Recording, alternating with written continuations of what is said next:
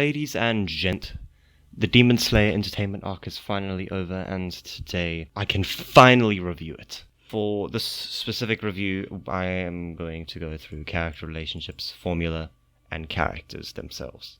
There was a pretty obvious emphasis on sibling relationships this season and family in general. The one focused on mainly was between the demons Daki and Gyutaro. When compared to Nezuko and Tanjiro, there are elements that are similar and pretty different. Gyutaro has the purpose of protecting Daki, while Tanjiro protects Nezuko in the same way. The difference comes in with Nezuko mainly. She is independent and will help Tanjiro when Daki is fully dependent on her brother to save her when she is in a difficult situation. Gyutaro even resents Tanjiro for allowing Nezuko to protect him at all. So the big difference between the two is dynamic. They interact with their families differently. A large reason is how mature Nezuko is and how shallow and dependent Daki is. The commonality of both relationships is care. Both have examples of how siblings interact. I find myself relating to Tanjiro and Nezuko at times, although the relationships are still very different from how I interact with my sister/sibling. Just because certain elements are relatable, it does not mean that things are perfectly portrayed.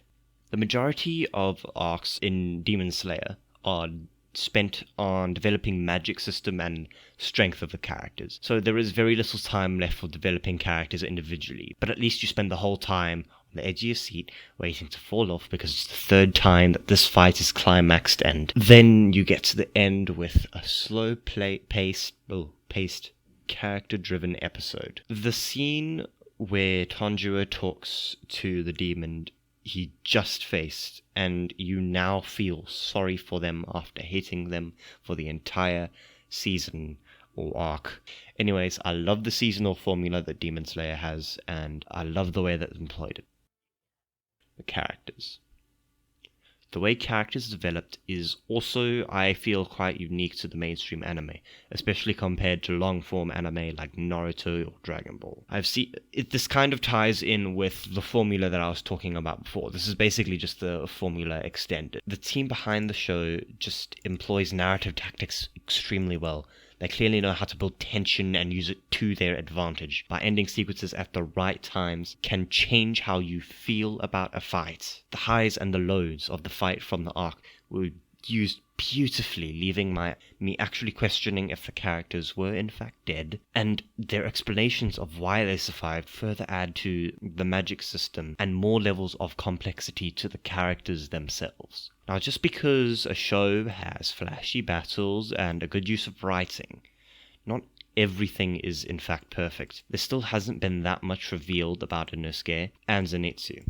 We have gotten brief glimpses of bits of their stories, but not that much time has been dedicated to them as Tanjiro yet. I do understand that this is Tanjiro's story. If you don't give the characters enough attention, a show can easily become uninteresting or repetitive. The most we know about Zenitsu is that he kind of hates himself because he is weak and no one actually expects anything of him. People are judgmental over him because of that. But his master, who we know as Gramps, is the only person who has pushed him to be stronger up until this point. Zenitsu has had some development and backstory. We know why he is the way he is, but there still could be work. 2 minutes or so of backstory really isn't that much. Character formula at the moment is Tanjiro first, Zenitsu and Inoskue second, almost as if they're an afterthought. If Zenitsu's short backstory didn't emphasize this point enough for you, or all we need to do is look at Inosuke's. All we know about him is that he fought some corpse member that was trying out for final selection. That's about it.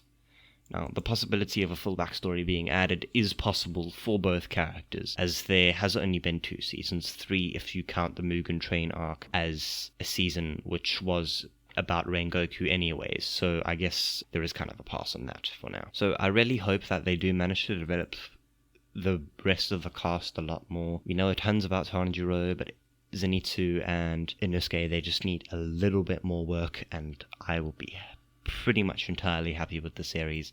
Now, there will always be complaints, but nothing I can do about it. For the end part of this video, I was going to go into depth about Tengen and his character, but I think it would be ideal if I made a video dedicated to the Hashira when they have been fully introduced, like all of them. So that might be a while off. I may not even ever get around to making it. So hopefully I do. Thank you for watching. Thank you for staying through this end section. Do the subscribes, and I will see you again.